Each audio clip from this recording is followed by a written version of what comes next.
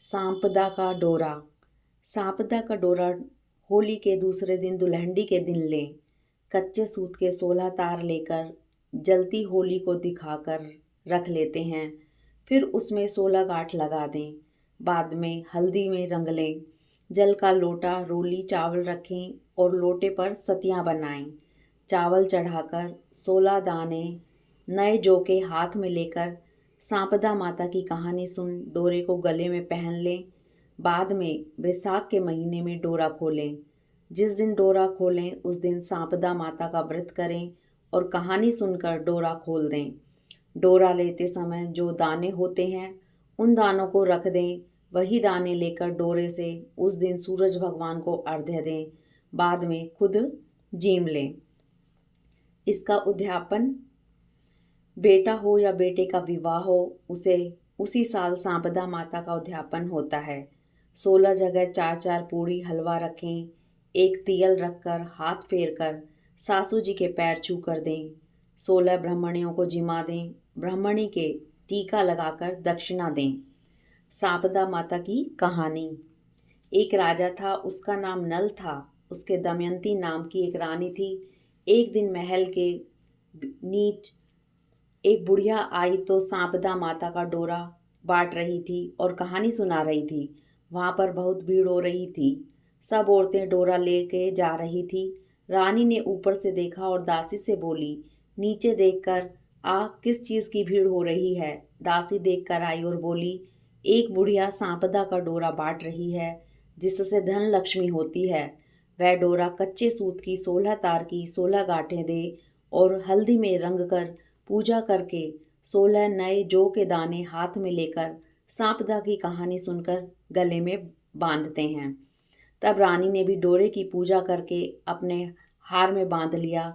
जब राजा बाहर से आया तो डोरा देखकर बोला, रानी आज हार में क्या बांध रखा है। रानी बोली, सांपदा माता का डोरा बांध रखा है, इससे धन लक्ष्मी बढ़ती है।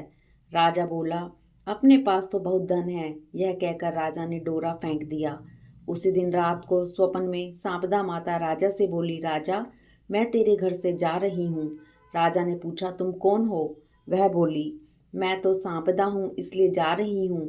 तेरा धन कोयला हो जाएगा। सुबह उठकर राजा ने देखा तो सारा धन कोयला हो गया। तब राजा बोला, रानी हम यहाँ पर एक ब्राह्मणी की लड़की को छोड़ देंगे जो यहाँ पर रोज दिया जला देगी, पानी भरेगी, घर में झाड़ू करेगी और घर में बैठी रहेगी और हम दूसरे गांव में जाकर रहेंगे। जब वह तालाब पर पहुंचे तो राजा ने वहां पर 2 तीतर रानी को लाकर दिए और कहा, तुम इन्हें भून कर रखो, मैं अभी आता हूँ। रानी ने तीतर भून लिए। जब दोनों खाने बैठे तो तीतर उड़ गए। राजा रानी अपनी बहन के यहाँ आ पहुंचे। बहन ने अपने उन्हें पुराने घर में ठहरा दिया। राजा रानी बहन के घर में गए तो वहां बहन के सोने का बच्ची बछड़ा पड़ा था। वह जमीन खा गई। राजा रानी से बोला, यहाँ से चलो नहीं तो अपने सिर चोरी लग जाएगी। और वे वहां से चले गए। वहां से राजा अपने दोस्त के पास गया तो उसने भी उन्हें अपने पुराने महल में ठहरा दिया।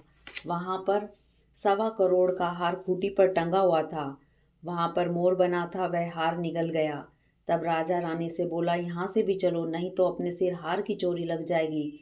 रानी बोली, किसी के घर जाने की बजाय जंगल में लकड़ी काट बेचकर हम अपना पेट भर लेंगे। वह एक सूखे बगीचे में पहुंचे तो बाग हरा भरा हो गया। बाग का मालिक बहुत खुश हुआ। उसने देखा कि वहां पर एक स्त्री पुरुष सो रहे हैं। उन्हें जगाकर बाग के मालिक ने पूछा, तुम कौन हो जो 12 वर्ष का सूखा बाग हरा भरा हो गया। तब राजा रानी ने कहा, हम मुसाफिर हैं, काम की खोज में आए हैं। और वह दोनों वहां पर नौकरी करने चले। मालिक रानी से बोल मालिक रानी से बोली, तू सिर्फ फूल की माला बाजार में बेच आया कर। एक दिन बाग की मालिन तथा कथा सुन रही थी और डोरा ले रही थी। रानी के पूछने पर बताया, यह सांपदा माता का डोरा है। रानी ने कथा सुनी और डोरा लिया।